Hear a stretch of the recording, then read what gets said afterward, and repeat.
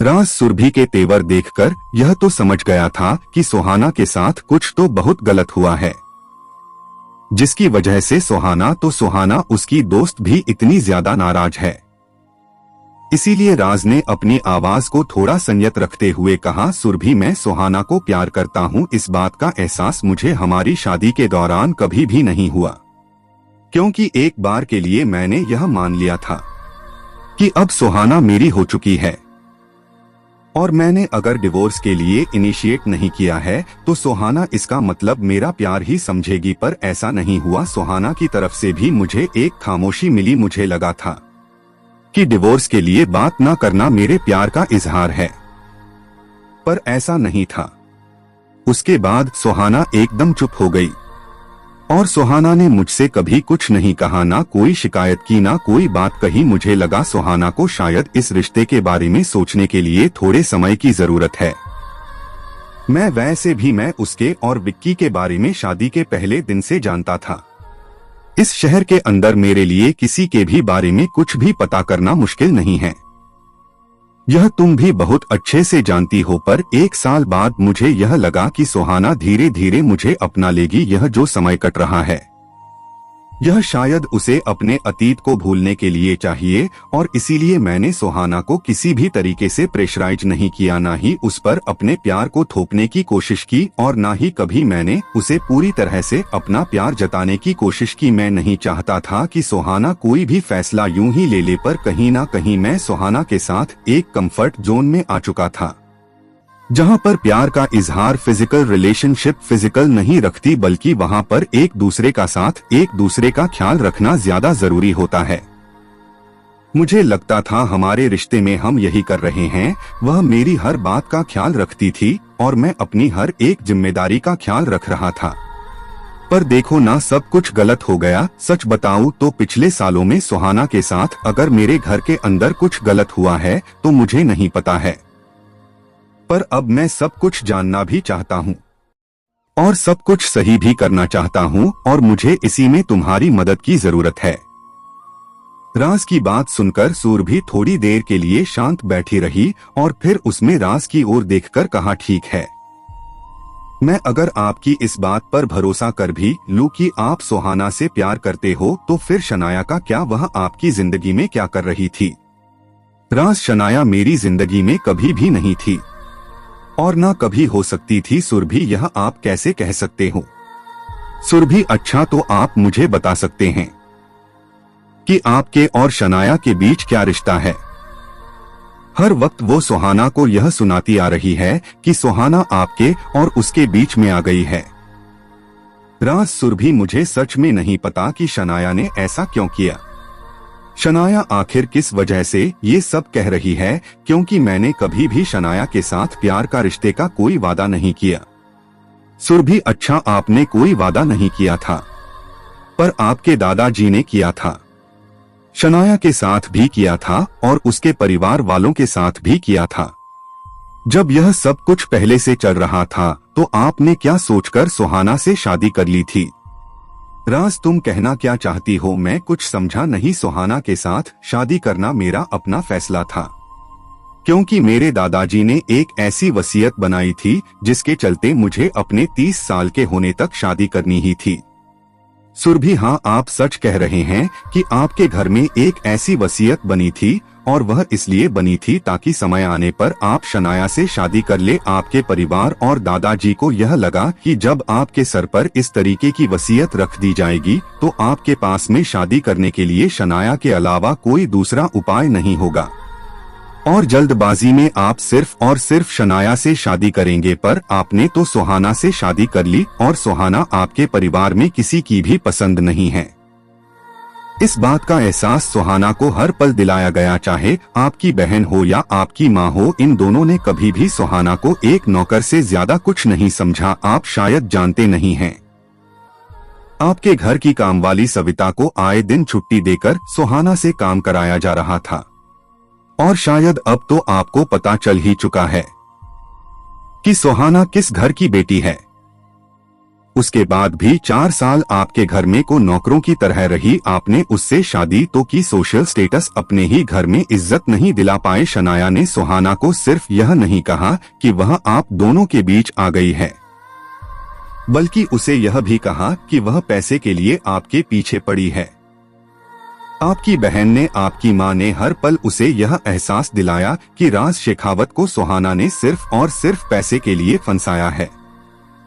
यहाँ तक कि आपके घर वालों ने सुहाना को यह तक कह दिया, सुहाना पैसे के लिए किसी के भी साथ रह सकती है और किसी और ज्यादा रईस के मिल जाने पर कल को आपको छोड़कर भी चली जाएगी। आपके दादाजी ने सुहाना को आपको छोड़ने के लिए मुंह मांगी कीमत देने की पेशकश की थी, पर सुहाना ने उन्हें इस बात का कोई जवाब नहीं दिया। दूसरी सबसे बड़ी बात, सुहाना और आपका एक्सीडेंट हुआ नहीं था, कराया गया था। आपकी मां ने कराया था और इसके सारे सबूत सुहाना के पास शुरू से थे।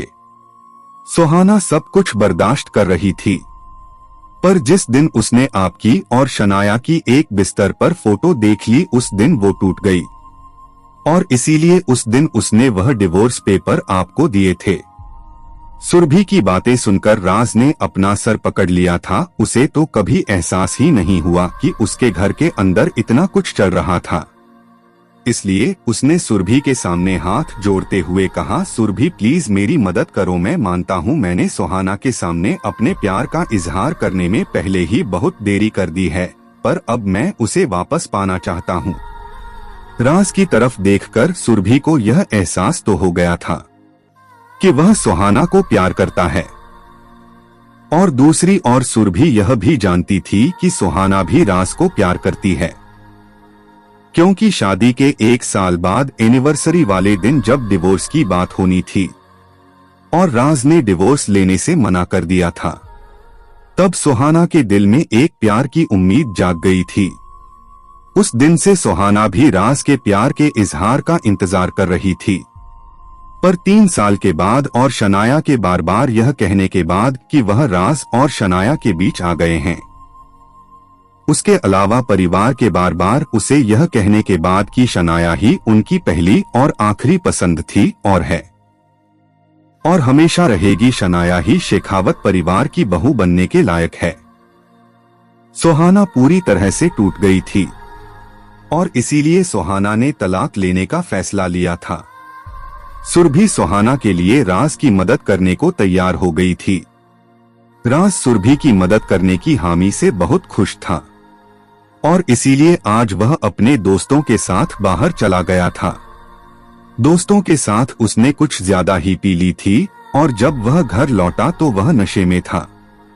इस वक्त भी कावेरी और मिसेस शेखावत सुहाना को बुरा भला ही कह रहे थे, इसलिए राज ने गुस्से में कावेरी की ओर देखकर कहा, कावेरी मैंने तुम्हें पहले भी कहा है, तमीज में बात किया करो, वह तुमसे बड़ी है और बड़ी ही रहेगी। तुम्हारी भाभी थी और भाभी ही रहेगी, इस परिवार की बहू थी और बहू ही रहेगी। मैं अब उसके खिलाफ एक शब्द नहीं सुनूंगा। और यह कहकर लड़खड़ाते हुए राज अपने कमरे में चला गया। कावेरी और मिसेस शेखावत को तो जैसे यकीन ही नहीं हुआ कि यह वह राज है जो घर के मामलों में एक शब्द नहीं कहता था, जिसका सिर्फ और सिर्फ बिजनेस से लेना देना था। और दोनों ही राज का यह रूप देखकर थोड़ा डर भी गए थे। सुहाना को घर से गए हुए 1 महीना बीत चुका था। इस 1 महीने में राज ने एक दिन भी घर के अंदर सुकून से नहीं बिताया था, क्योंकि उसे हर एक कोने पर, घर की हर एक जगह पर सुहाना के होने का एहसास होता था। राज को तो अब उस पल का इंतजार था जब उसका बनाया हुआ प्लान सक्सेसफुल और वह दोबारा से सुहाना के पास जा पाएगा। इस बार उसने सोच लिया था कि वह कोई कमी नहीं रखेगा। पिछले 4 सालों में उसने जो जो गलतियां की हैं, वह सब कुछ सुधारेगा। बस उसे किस्मत एक मौका दे दे। हालांकि उसने किस्मत से यह मौका छीनने का प्लान बना लिया था, पर वो अच्छे से जानता था कि इस प्लान के बैकफायर के चांसेस बहुत ज्यादा है और अगर एक बार भी यह प्लान बैकफायर तो राज कहीं का नहीं रहेगा और सुहाना उसे जिंदगी में कभी भी नहीं मिल पाएगी। पर कहते हैं ना रिस्क के बिना कोई जंग नहीं जीती जा सकती और हर एक लड़ाई में थोड़ा बहुत हारने का रिस्क तो होता ही है।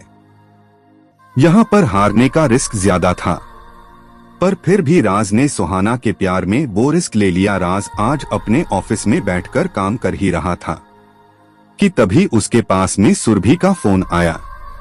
सुरभि ने उसे बताया कि ऑफिस में काम करते हुए सुहाना अचानक से बेहोश हो गई और इसीलिए वह सुहाना को लेकर सिटी हॉस्पिटल आई है।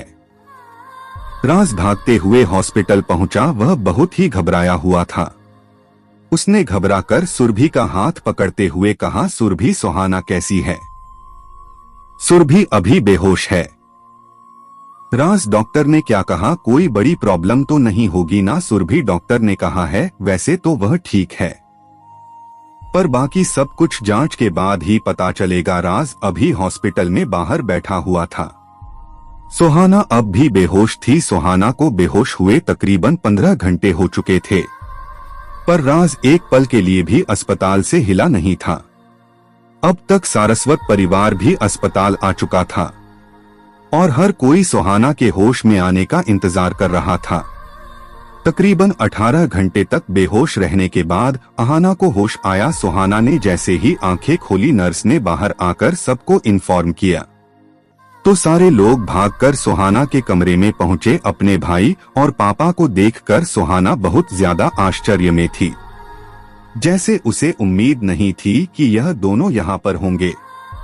उसने घबराकर अपने पापा की ओर देखकर कहा, पापा आप यहाँ क्या कर रहे हो? भाई तुम यहाँ कब आए? तुम तो इंग्लैंड में थे ना? विक्रांत इंग्लैंड में पागल हो गई है क्या? इंग्लैंड में तो मैं पहले था, मुझे वापस आए हुए तो काफी समय हो चुका है। सुहाना, नहीं, अभी पिछले हफ्ते हमारी जब आखिरी बार बात हुई थी तब तुम इंग्लैंड में थे, यहाँ कब आए? मिस्टर सारस्वत और विक्रांत को समझ नहीं आ रहा था कि सुहाना उलझुल बातें क्यों कर रही है, क्योंकि विक्रांत इंग्लैंड में आज नहीं, आज से 4 साल पहले था जब वह अपने मास्टर्स कर रहा था। इंग्लैंड से वापस आए हुए तो उसे 2 साल हो चुके हैं।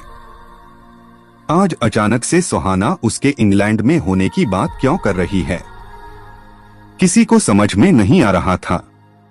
पर जब लोगों ने डॉक्टर से पूछा तो डॉक्टर ने कहा हो सकता है सुहाना, क्योंकि काफी देर तक बेहोश थी इसलिए उसे किसी तरीके की गलतफहमियां हो रही हूं।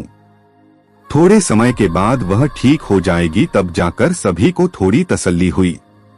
डॉक्टर ने भी कह तो दिया था, पर डॉक्टर के लिए भी यह कुछ नई बात थी, क्योंकि इस तरीके से तो बहुत से पेशेंट होते हैं जो कुछ घंटों की बेहोशी के बाद होश में आते हैं, पर उन्हें बखूबी सब कुछ याद रहता है। सुहाना के साथ ऐसा क्यों हो रहा था, इसके लिए डॉक्टर थोड़ी और जांच करेगा और उसने अब तक इन लोगों को कुछ नहीं कहा था, क्योंकि यह सब परेशान हो जाते और जब तक डॉक्टर खुद किसी नतीजे पर नहीं पहुंच जाता तब तक वह इन सब को बिना वजह परेशानी में नहीं डालना चाहता था। इस कहानी का अगला भाग देखने के लिए चैनल को सब्सक्राइब करें।